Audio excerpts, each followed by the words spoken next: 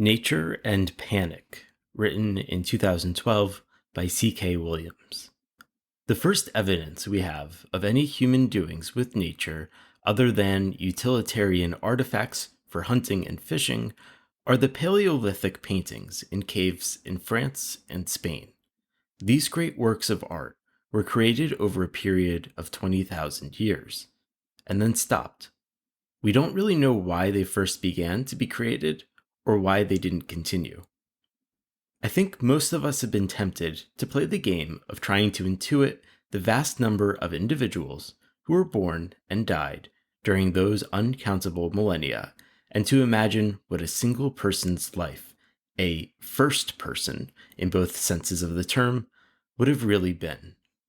For me, the daydream invariably leads me to picture my poor ancestor living in almost constant fear of threats to life and well-being.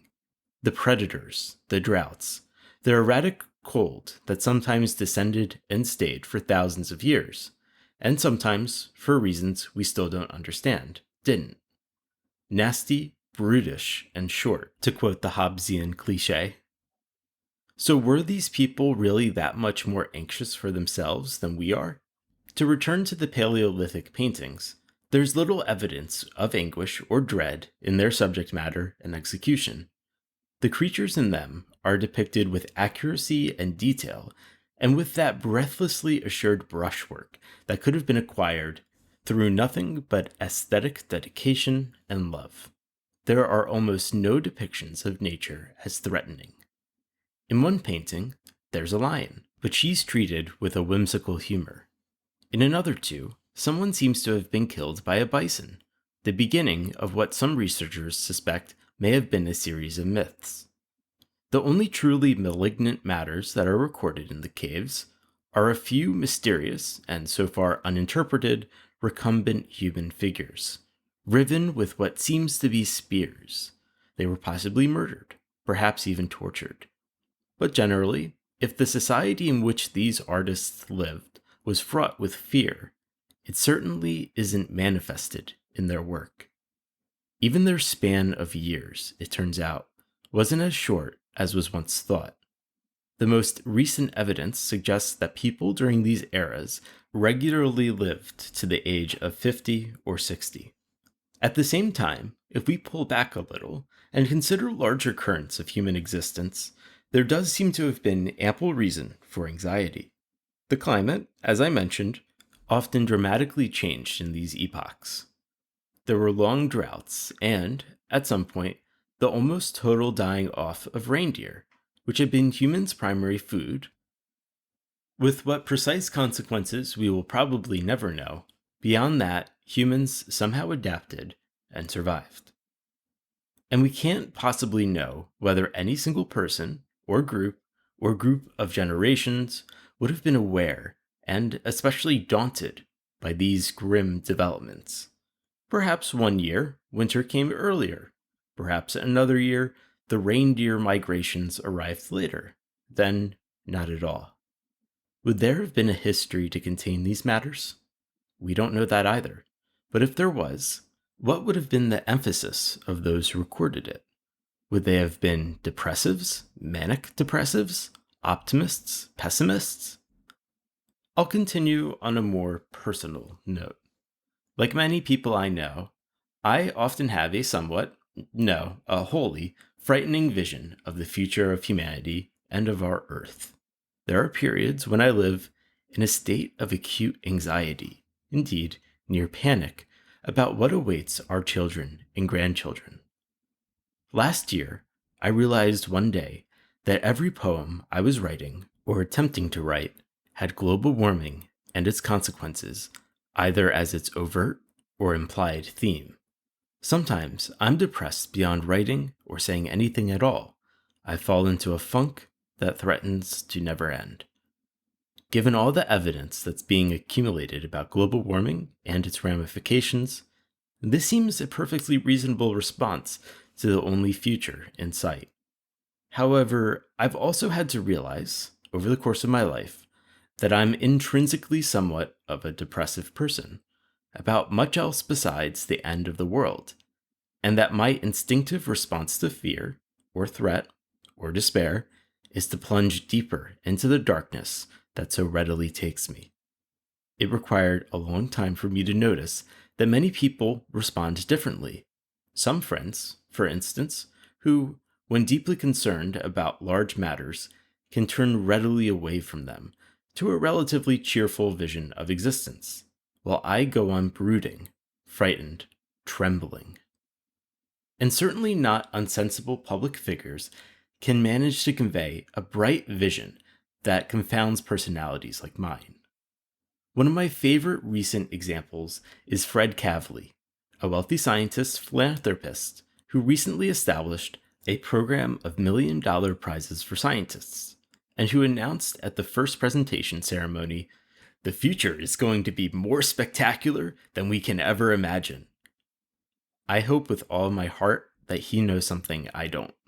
I've come to wonder lately what the implication of all this is for my life and work as an artist, a poet. Certainly, the traditions of literature, particularly in the last century and a half, have had their fair share of dark personalities, more than mere pessimists, sometimes outrageous nihilists. One of my most enduring poetic influences has been Baudelaire, hardly a paragon of healthy thought. Don't I have the right to express my own sadness? I have often enough, Lord knows, in the past, and I'm sure I will again. But at the same time, mightn't there be some responsibility in my artistic endeavors I hadn't suspected, hadn't conceived of until now? Surely the most extreme vision of the future in recent literature is Cormac McCarthy's novel, The Road. McCarthy is a novelist of craft, with a powerful gift for verisimilitude, and in his book, he puts all his talents at the service of the literally darkest non-science fiction fate that has ever been conceived for human beings.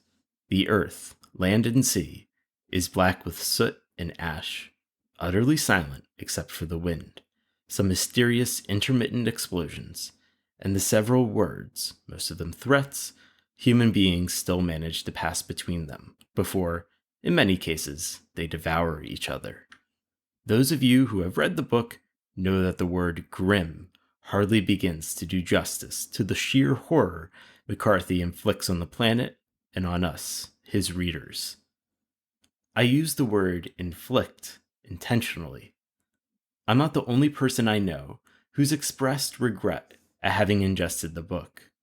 I feel sometimes indignant that I have to have it in my consciousness.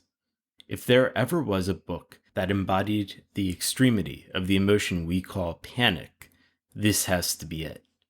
I find it's like having a piercing scream in my mind, one that, when the book comes to mind, which it does more often than I'd like, goes off like a siren.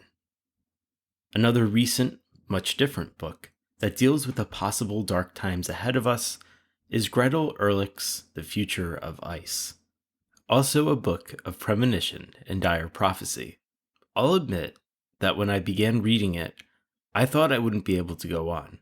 Ehrlich's prognostications about the grim future in store for the world seemed mostly to consist of information I already possessed. Reading it felt like watching an autopsy of a living body.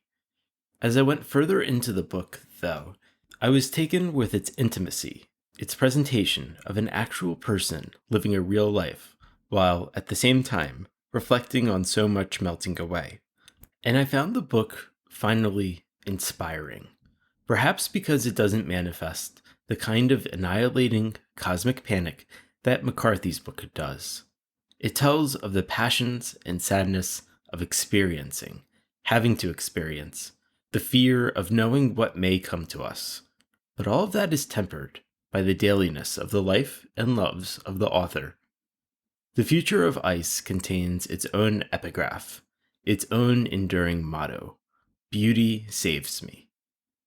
Until I went back to look for the phrase to quote, I had remembered it as "Beauty saves us," and I've allowed myself to keep it that way. I find it a bit odd to be using the word beauty this way. I've never thought terribly hard about the concept, Certainly not as a theoretician, which I'm emphatically not. We all, though, have ideas about what is beautiful and what isn't, and generally we think we know why. And it is, or at least was, tempting as a poet to try to be an aesthetician rather than an artist. There's an aura of immediate authority associated with the one that isn't associated with the other. I know that at any moment I'll be able to think and talk for 5 or 10 minutes about beauty. I never know whether in the next 5 or 10 minutes or 5 or 10 years I'll be able to create any. Beauty won't save the world from the depredations with which it's already been savaged, but it can save us from the enervating despair that is the outcome of panic, that paralysis that might keep us from doing what we can to confront what's before us. We'll never know how our ancestors, so put upon by the enormous unknown world in which they found themselves, persevered and survived. But we do know that they bequeathed to us, and probably infused into our genes, the conviction that the dream and execution of the beautiful made the world ours in a way nothing else could.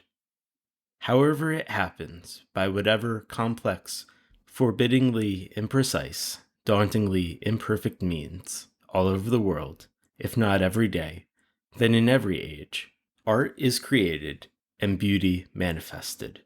Beautiful paintings and poems and pieces of music and buildings are generated. One can almost imagine small, flaring lights on the surface of the earth, like those seen in photos from space, though they are much sparser and more scattered than the illuminating devices that bespeckle our globe.